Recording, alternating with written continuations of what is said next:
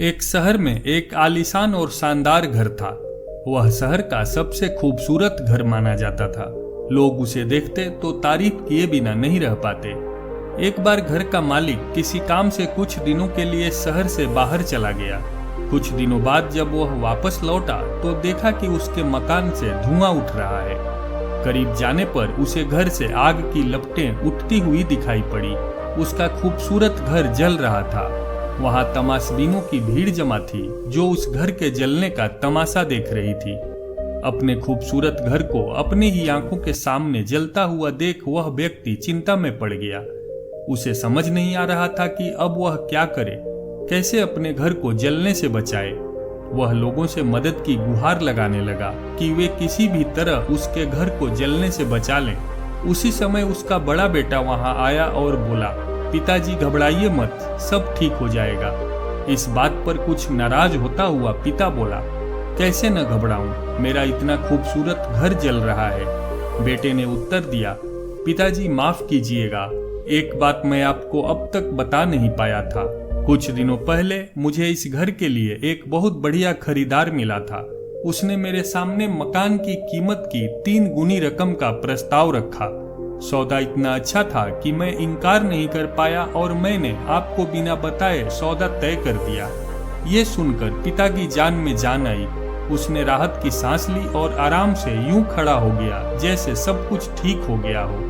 अब वह भी अन्य लोगों की तरह तमाशाबीन बनकर उस घर को जलते हुए देखने लगा।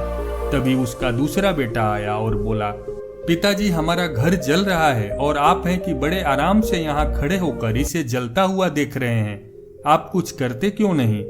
बेटा, चिंता की बात नहीं है, तुम्हारे बड़े भाई ने ये घर बहुत अच्छे दाम पर बेच दिया है। अब ये हमारा नहीं रहा, इसलिए अब कोई फर्क नहीं पड़ता। पिता बोला, पिताजी भैया ने सौदा तो तय कर दिया था, लेकिन अब तक सौदा पक्का नहीं हुआ है। अभी हमें पैसे भी नहीं मिले हैं। अब बताइए इस जलते हुए घर के लिए कौन पैसे देगा? यह सुनकर पिता फिर से चिंतित हो गया और सोचने लगा कि कैसे आग की लपटों पर काबू पाया जाए। वह फिर से पास खड़े लोगों से मदद की गुहार लगाने लगा। तभी उसका तीसरा बेटा आया और बोला, पिताजी घबराने की सच में कोई बात नहीं है। मैं अभी उस आदमी से मिलकर आ रहा हूँ जिससे बड़े भाई ने मकान का सौदा किया था। उसने कहा है कि मैं अपनी जुबान का पक्का हूँ। मेरे आदर्श कहते हैं कि चाहे जो भी हो जाए अपनी जुबान पर कायम रहना चाहिए। इसलिए अब जो हो जाए, जबान दी है तो घर जरूर लूंगा और उसके पैसे भी दूंगा। पिता फिर से चिंता मुक्त हो गया और घर को जलते हुए देखने लगा। मित्रों, एक ही परिस्थिति में व्यक्ति का व्यवहार भिन्न भिन्न हो सकता है और यह व्यवहार उसकी सोच के कारण होता है।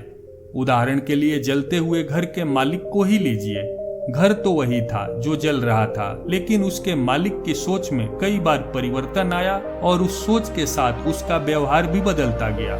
असल में जब हम किसी चीज से जुड़ जाते हैं तो उसके छीन जाने पर या दूर जाने पर हमें दुख होता है, लेकिन यदि हम किसी चीज को खुद से अलग कर देखते हैं तो एक अलग सी आजादी महसूस करते हैं और दुख हमें छूता तक नहीं है। इसलिए दुखी होना और न होना पूर्णतः हमारी सोच और मानसिकता पर निर्भर करता है। कहानी पसंद आई हो तो वीडियो को लाइक करके चैनल को सब्सक्राइब जरूर कीजिए।